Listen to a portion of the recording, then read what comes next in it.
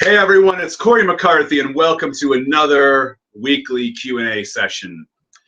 I'm gonna get this fucking volume taken care of first because it always, there we go, and here it goes, boom.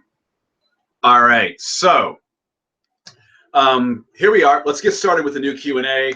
I've got to kind of make this one probably about a half hour to 45 minutes today. I can't go as long because I got some obligations this afternoon that I got to take care of. So let's kick right off. Already got some comments. Charlie the Greaser says he's always early. Do you just kind of hang out and chill? I mean, do you just kind of chill out in my channel until you see the link go up or something? I'm not sure, because you are always the first one. Johnny Leather asks, I'm a chubby vegan and I went to lose weight and gain muscle. What should I do first, lose weight or gain muscle? It really depends on how much muscle you already have. Like, where are you starting from? Are you starting completely from scratch? It might benefit you more maybe to try a recomp type program where you adjust your calories and protein to a level where you can gain muscle slowly while burning body fat. And if you're a beginner, you'll actually gain muscle a little quicker than somebody who's more experienced doing a recomp. Daisy Summer Love asks, is it mandatory for all vegans to take carnitine?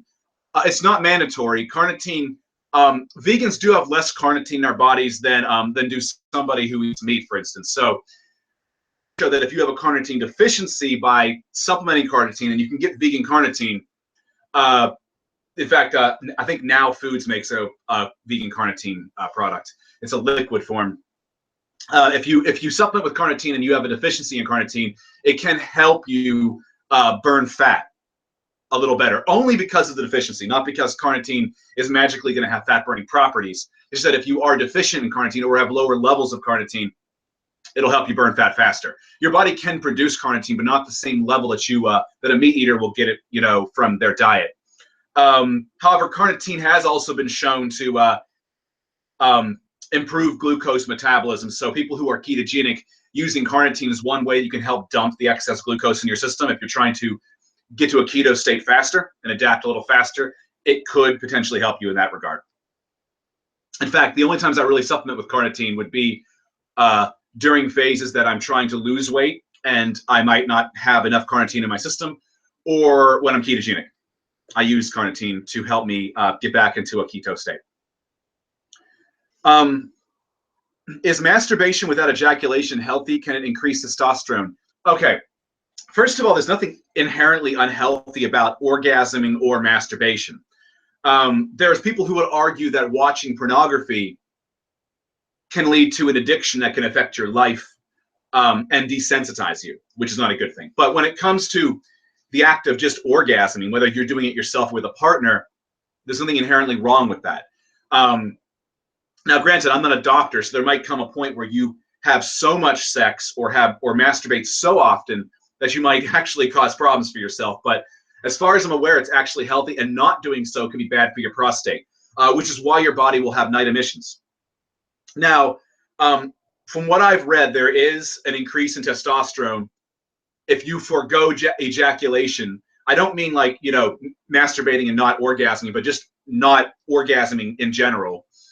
If you forego ejaculation for, I think it's 14 days, your testosterone will increase over the course of 14 days, then it will plateau. But it's not so much of an increase. Witness dramatic body composition changes. So if you think you're going to do it for anabolic reasons, it's not going to work for that in that capacity, because the amount of testosterone increase is within your normal range, and it's not that significant. Now, as for sex and orgasm actually causes an increase in testosterone. Whereas orgasming from masturbation doesn't appear to. They think that it comes down to the concept of that feeling of winning, basically. When a guy's having sex, he gets that feeling of winning. It's the same reason why men have an increase in testosterone levels when they win at a game or their sport team wins. And they witness a decrease in testosterone when they lose something, or like their sport team loses. Now, granted, again, these increases in testosterone aren't going to be necessarily anabolic. Now, it's obviously not bad for you. I say anything that you're going to have an increase in your testosterone is going to make you feel probably more confident and more manly. But there's nothing wrong. I mean, I think there's actually a problem with men's testosterone levels today, currently, as it is. But don't expect anabolic steroid-like effects from having sex or foregoing ejaculation. My advice is have sex or masturbate. It's good for you. That's my advice. Now, that doesn't mean go out and get yourself addicted to porn. I'm saying like masturbate or have sex with your partner. That's all I'm saying. Anyhow, let's move along. That was a long answer. Any vegan cheese that you recommend? I don't like Daiya that much. I personally kind of like Daiya. There's a pizza place here in New York City called Two Boots that makes a number of vegan pizzas actually, and Daiya cheese is what they use for the cheese, and it's fantastic. But the best cheeses I've had have been like Miyoko's, which is like an artisanal vegan cheese. And a Kite Hill is pretty good as well. Their soft cheeses are incredible. But Miyoko's is by far the best I think I've ever had.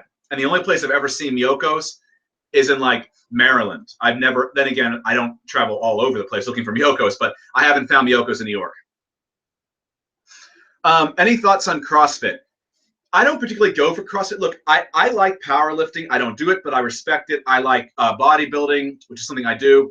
But CrossFit, I find that the sheer speed and intensity and the kinds of lifts they're trying to do at that speed and intensity, it's basically priming people for injuries. And a lot of CrossFit instructors don't really have a whole hell of a lot of experience. They can get these certifications, from what I understand, in a matter of weeks. And that's not enough time to fully understand exercise science, and certainly not enough time to understand nutrition. So I think that people are setting themselves up for injury with CrossFit, but hey, everyone has a right to do, I guess, what they want to do in the sport they want to play or whatever they want to take part in, as long as they're not hurting somebody else, I suppose. But I'm not a fan of CrossFit. What do I think about waste-free veganism? Any tips on doing it? Tofu stores near me has more plastic than I'd like. By waste-free veganism, what do you mean? Like the kind of packaging that they use is like biodegradable or recyclable? All the tofu I buy comes in plastic packaging, and I just recycle it. But then again, New York is pretty big on recycling, so I don't know what else. I'm not sure if I understand your question. I'm currently making no progress in flat benching. Should I incorporate incline bench pressing to break through the plateau? Or what other movements can I try? You can try floor pressing. You can try doing a bench press inside the rack where you cut some of the range of motion. Is it about a sticking point? What exactly are you experiencing? Is it a sticking point? You know, try accessory work. You know, sometimes people have a problem benching because their triceps are so weak. So work on your triceps. I had a friend, actually, and this is just anecdote, but he actually got better at benching by including machine bench pressing, taking out some of those stabilizers, just trying to work on the strength of his chest. And also he did a lot of triceps isolation work to try to build up his triceps. That might help. So maybe work on your triceps, check your form, try floor pressing, which is done with dumbbells, or barbell if you can do it safely. Try bench pressing in a rack and cutting some of the range of motion. Board pressing is another thing as well. These are all very advanced powerlifting techniques that could help you get through sticking points or train through sticking points. Kind of like that, kind of like how a rack pull can help you through sticking points in a deadlift. Anyhow, what do I think of Peter Attia? I don't know who that is. What's better for a ketogenic diet, olive oil or coconut oil? I prefer coconut oil. Is Authority Nutrition trustworthy? I don't know much about Authority Nutrition. I don't really, to be honest, I don't really know a lot about other websites and a lot of other, a lot of YouTubers and things like that. I kind of do my own thing and my own research, and I'm familiar with some folks like Alan Aragon, for instance, and guys like Brad Schoenfeld and Brett Contreras, you know, the big guys. But I don't really know a lot about some of these other YouTubers and or maybe newer sites. I'm not really aware of them. Who runs Authority Nutrition? Maybe that would help me out. What is your recommended schedule for creatine dosing pre and post workout? Now I take 5 grams pre, 5 grams intra, 5 grams post. I sip the intra workout while I'm working out. But really, you don't need to go that far. You could even get away with just doing, you know, 5 grams of creatine. I think, God, I did a video about this. I'd like to say that you get the best effects from creatine by taking it post-workout, if I'm not mistaken. And really, 5 grams would be fine. But if you'd like to take it throughout, that's fine too. Like, it's safe as long as you're drinking plenty of water. Now, obviously, safe is a relative thing. Some people might have sensitivities. But generally speaking, the research on creatine shows that it's safe. If you were working out in the morning and only have one meal 1 hour before the workout, what should it be in terms of macros or foods? It's really up to you. Nutrient timing is completely mythological, unless you are like an elite athlete of some sort, where your scheduling is very, very important because of your exertion is going to be so much more than the average person. But maybe have something with some protein and carbohydrates in it. Maybe perhaps keep it kind of lower fat and go more protein, more carbs. That's one thing you could do. Like tofu and rice would probably be a good thing. I'm not saying keep it fat free. I'm just saying get that protein and those carbs in your system.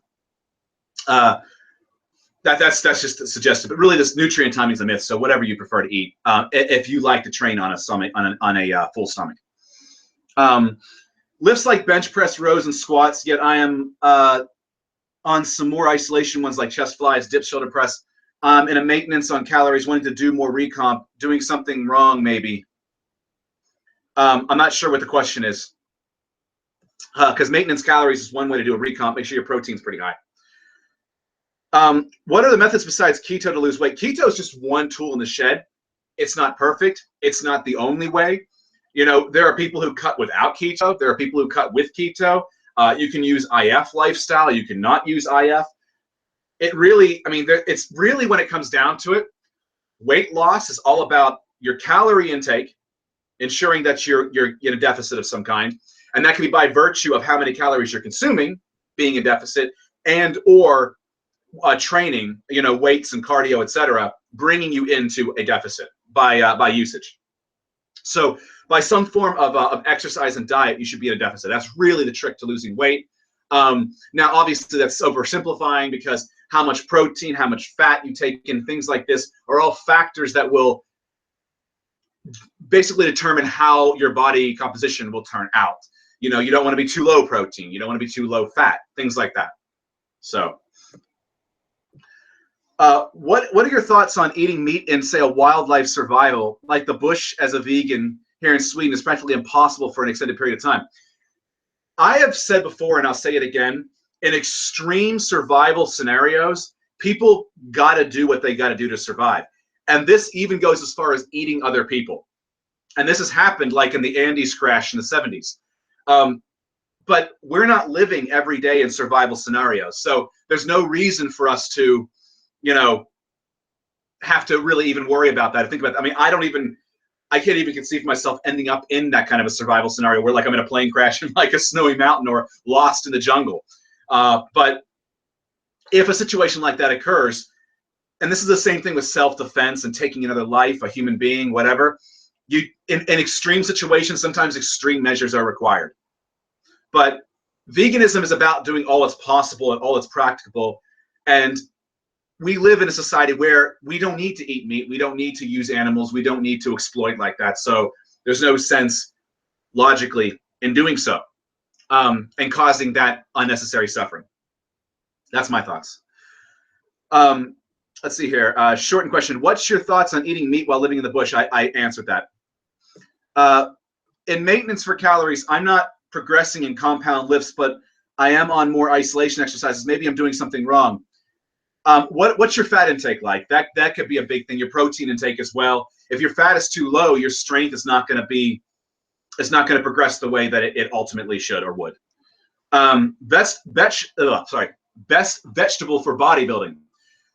I prefer, and it's a toss-up between spinach and broccoli. Spinach I like to have earlier in the day before I work out because the nitrate content facilitates better pumps during my workout. Broccoli I like to have in the evening after my workout because it has compounds in it that are anti-estrogens.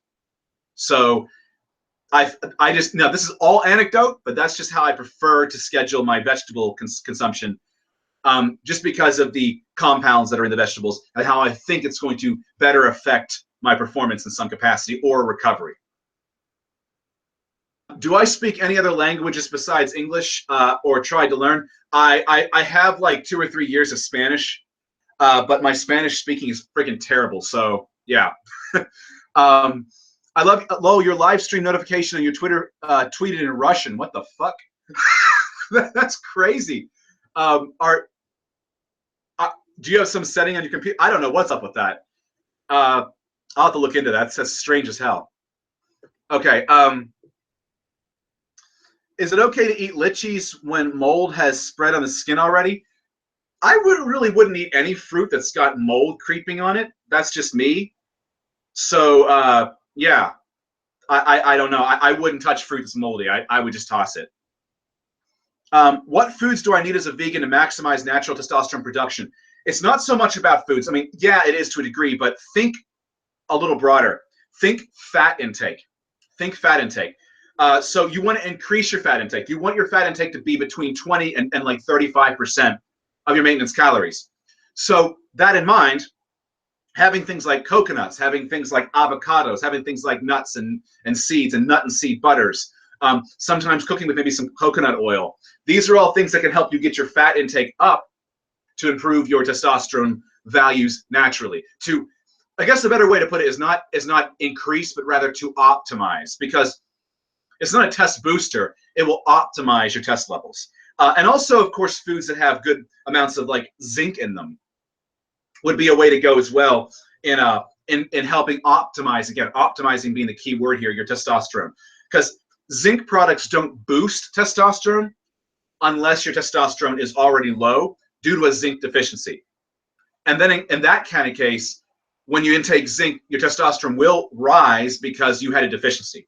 But if you're otherwise healthy and you're not in deficiency with zinc, you're not going to get a boost in testosterone from taking additional zinc. In fact, with a lot of these minerals and metals, you can actually end up toxifying your body. Selenium is a good example of that one. You can reach toxicity pretty quickly just by eating. And then if you supplement on top of that, you're asking for problems. How do I prepare my spinach? I just saute it, usually with either cooking spray or coconut oil.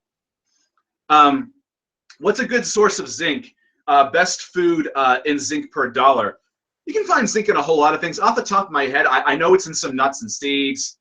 Off the top of my head, I can't really think of specifics here, but you can Google this kind of thing and it'll tell you the best vegan foods that contain zinc. I do believe some grains contain zinc. I do believe that nuts and seeds contain zinc. You can find it readily in the vegan diet. I'm not sure about broccoli and spinach. I don't think they contain any zinc, but you can also get fortified foods as well. What is your thought on asparagus minus the bad urine smell? Is it acceptable vegetable for weight loss and losing weight? Asparagus can naturally expel excess water from your body. You know, all vegetables considered are great for health, period. Now, the smelly urine bit, I hope you realize that the enzyme, I believe it's an enzyme, is only detectable in the nose of like 40% of the population. So some people can't even smell asparagus piss. I can. But some people just can't. Or I guess it's too faint or whatever. But yeah, asparagus is great, especially if you want to dump excess water weight. So I would say, like, if you're pre-contest, asparagus would be a good choice. Have I drunk beetroot juice? I have. I've also juiced beets directly with a juicing device. I love juicing beets. I love juicing ginger as well. What do you eat spinach with before working out? I don't eat it directly before my workout. I like to train fasted, but my first meal of the day, a few hours before that, or up to 5 hours before that even sometimes, will contain spinach. It'll be like spinach and make a mock meat or some tofu or something. And I'll sprinkle it with like some crushed up flax seeds. Do vitamin B12 supplements in pill form work? I mean, yeah, I personally find sublinguals to be, I think that's a little more direct. It also depends on the form you're using. Cyanocobalamin tends to be the most absorbed, better so than methylcobalamin. But I use a cyanocobalamin sublingual liquid that I drop in, hold for 30 seconds, and swallow. I do that every morning, and it's got a sick amount of B12. It's like 16,667% of my daily recommended needs. The way I look at it is the excess I'll just piss out. So why not? You know, I'd rather be safe than sorry. Did I see Vegan Gains' video on Vegan Cheetah? Yeah, I did. It was fucking dope. Vegan Cheetah deserves it. Vegan Cheetah is a fucking cheater. I have been considering doing a video on Vegan Cheetah myself. Also on Fully Raw Christina as well, because she's been wearing suede and leather. You know, I'm getting really sick and tired of these fake vegans, people who think it's acceptable to do things that aren't vegan, yet call themselves vegan and bastardize the definition. It's also why I'm going to be going after intersectional vegans soon. In fact, I'm in talks right now with Vegan Gains and Ask Yourself, Isaac, the channel Ask Yourself. We might be doing a 3-way like discussion video, like a collaboration. And we're basically sick and tired of SJWs in veganism, and especially intersectional vegans. I'm sick and fucking tired of this shit. I'm sick and tired of people bastardizing the definition, expanding the definition, making us look like nut jobs. It doesn't help the movement, but more on that later. That'll be coming.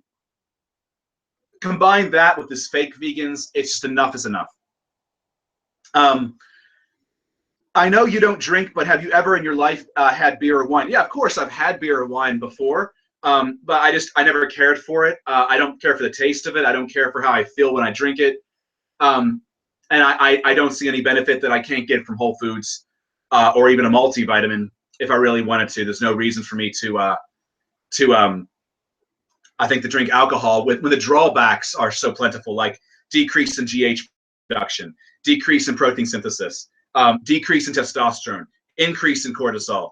Increase, that means an increase in potential gut fat, like the beer gut as they call it, and therefore a rise in estrogen. There's so many reasons why I see no point in drinking alcohol. Does drinking coffee improve your gains?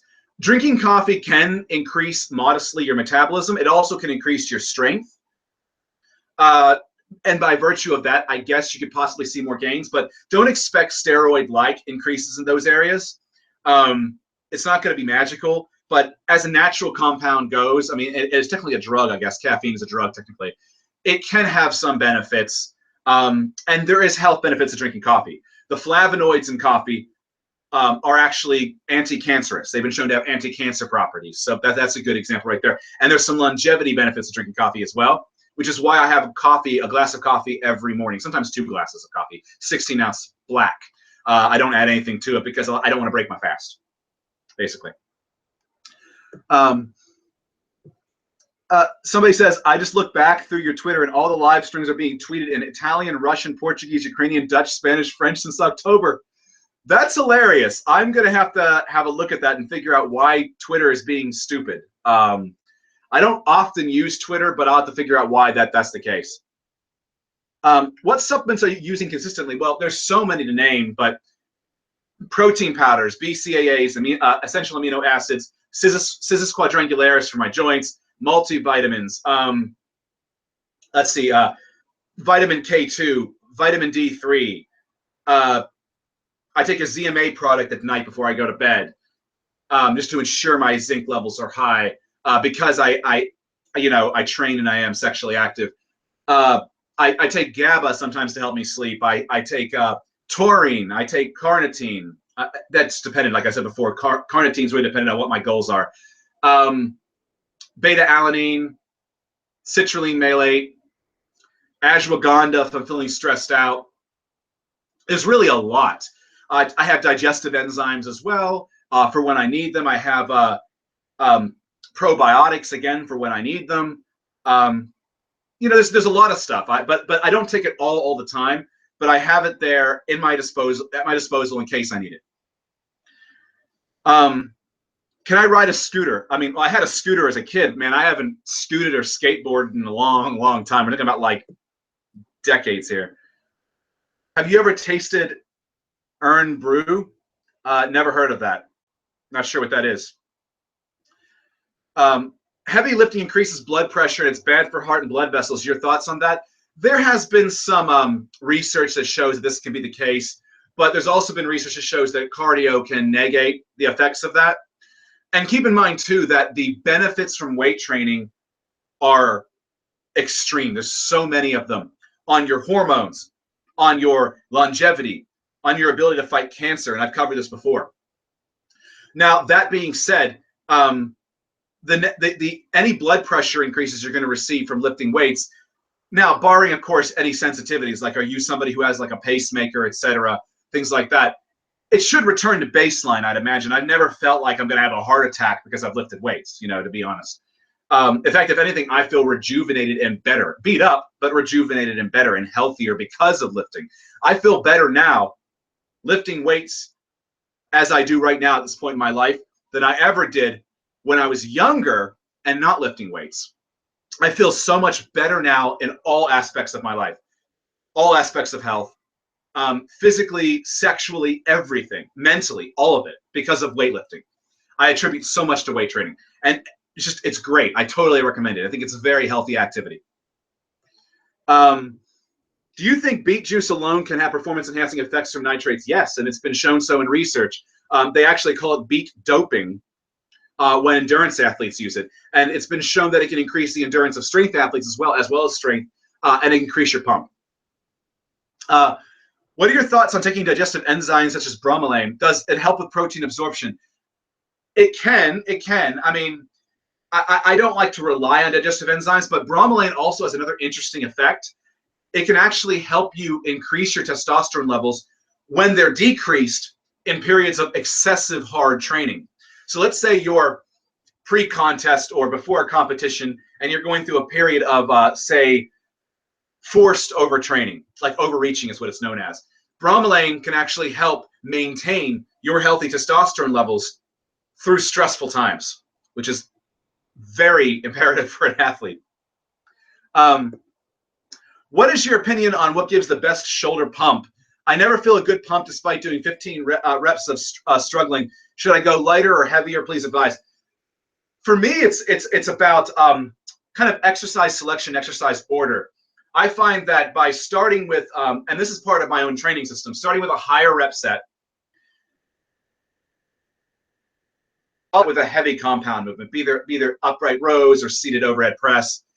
Follow that by a stretching movement of some kind, like incline dumbbell lateral raises or behind the back cable lateral raises, followed by a peaking movement, like, you know, dumbbell lateral raises seated with drop sets, or just regular cable lateral raises with drop sets.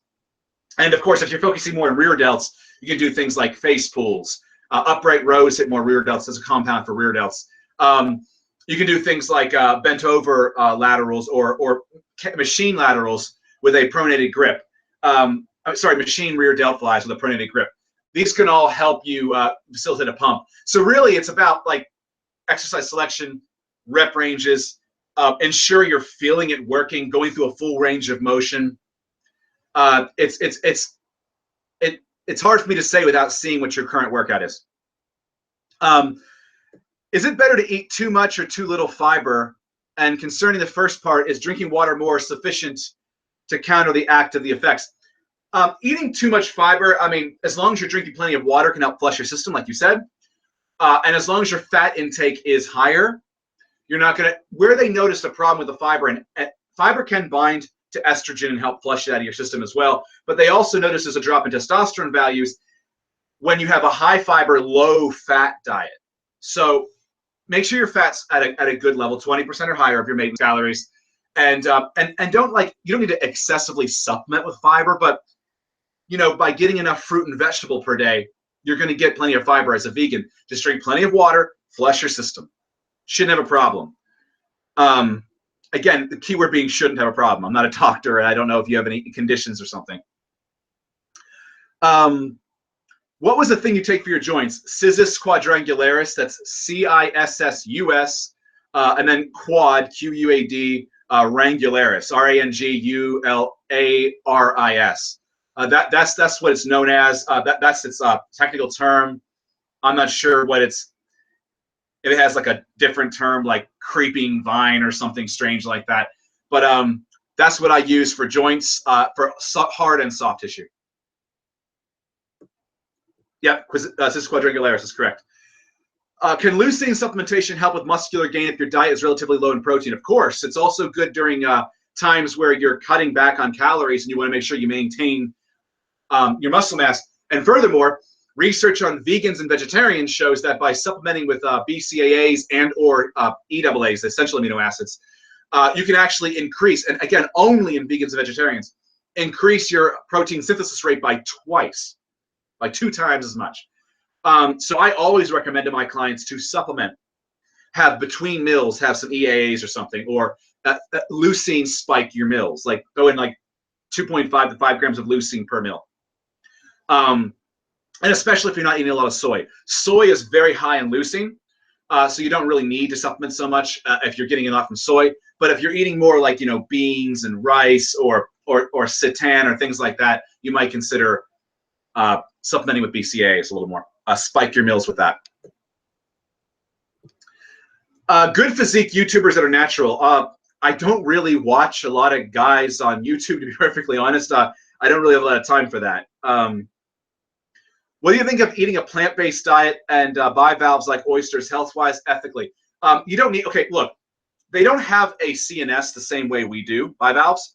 However, that being said, they have a rudimentary ganglia type system that could very well, they could very well feel pain.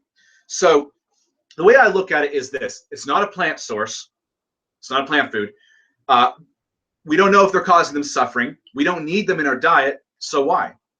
You know, why eat them? Keep up the great job you're doing. You're doing good, Cory. Thank you. As Ryan. I hope I'm pronouncing that properly. Beet juice tastes like slow death. Yeah, beetroot juice is pretty earthy. It tastes like dirt. Powder can taste like dirt when you stir it up in a. I just kind of get used to it. You know, you get used to it. How much of the food that we eat should be raw for enzymes, and how much should be cooked?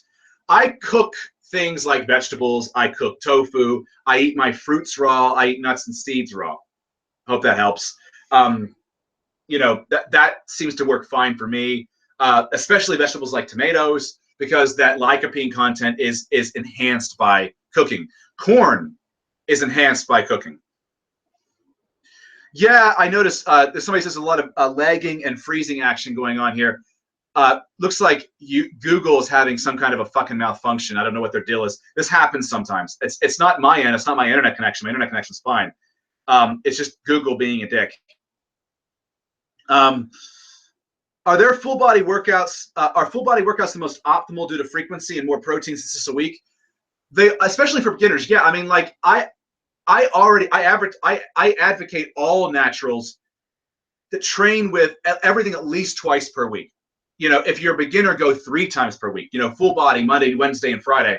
But if you're more of an advanced or an intermediate fella or woman and you need more volume per muscle group, do things like upper body, lower body, or push pull legs. Those are great training splits that will have you train everything at least twice per week directly.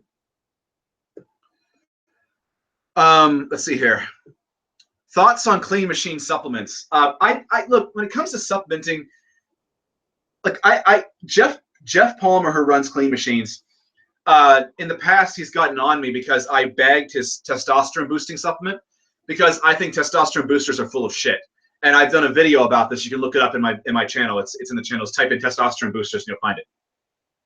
And he got on me about that and wanted me to retract some statements I made publicly about that on Facebook, and I didn't want to do it. I don't think he likes me very much for that reason. I do think a lot of his products are very overpriced. I mean, you can get branched chain amino acids that are vegan for far cheaper through like a bulk supplier than his like organic coconut-based BCAA product.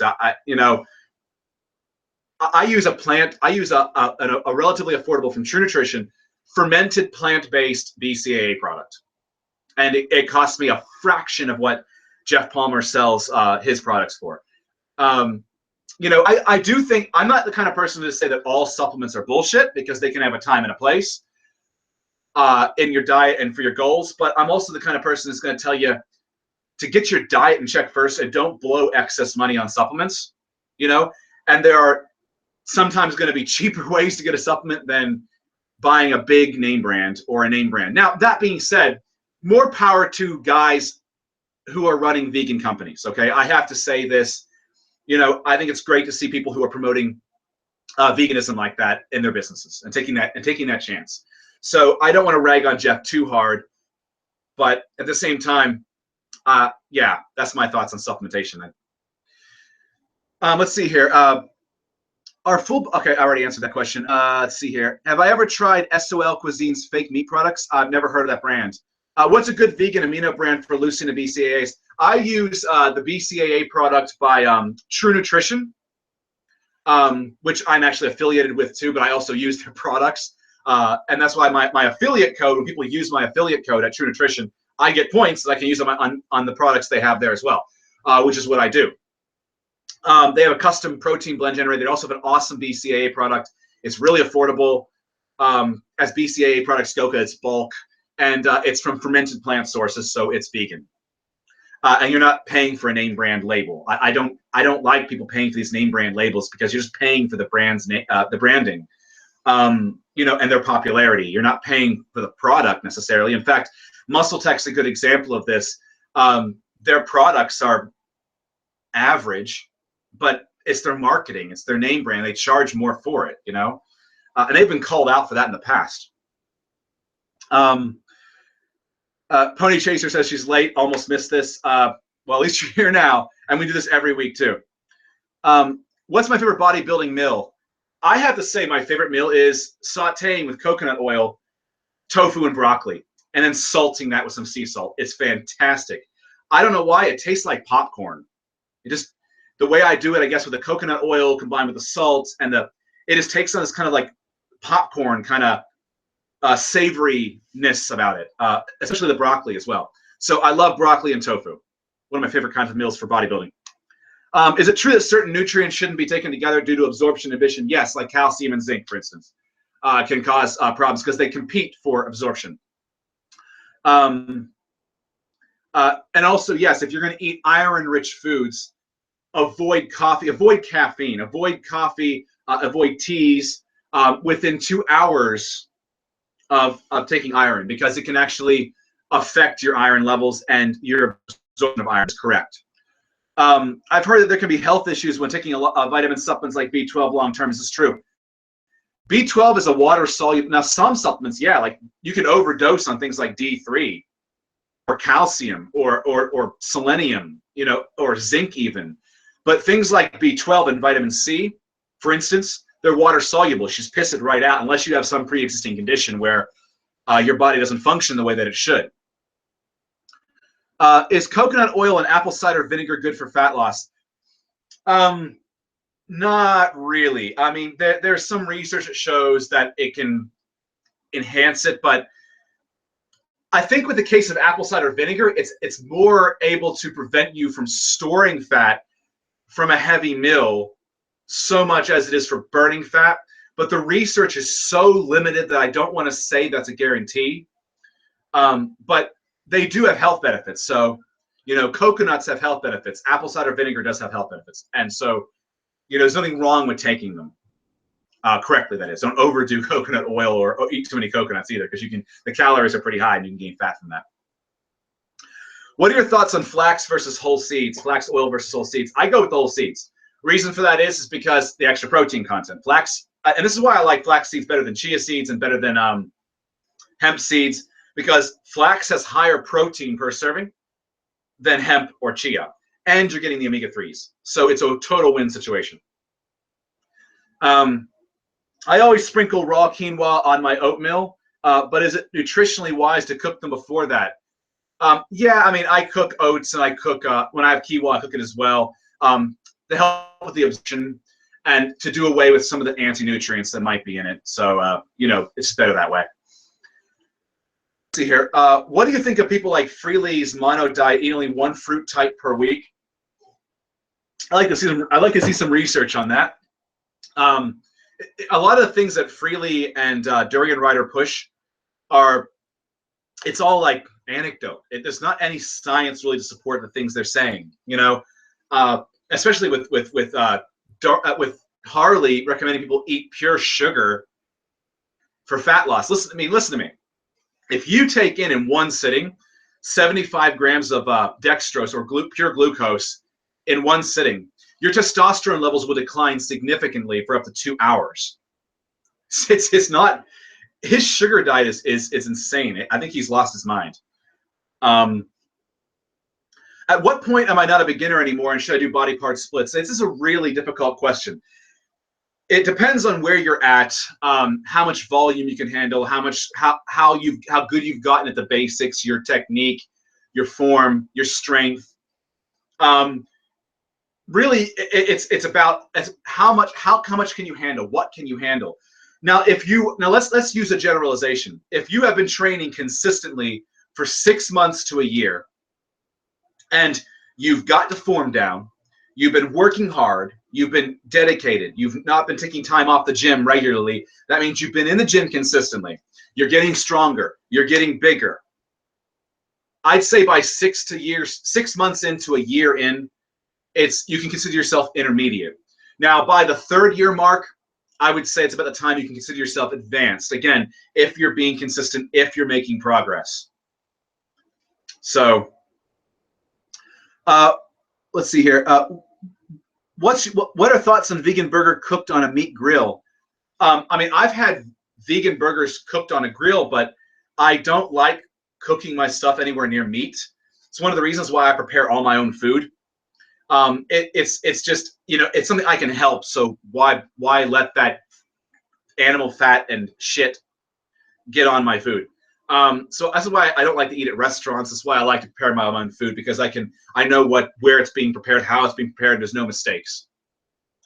It says somebody's saying you want to absorb whole flax seeds. You got to grind them. I should have specified that.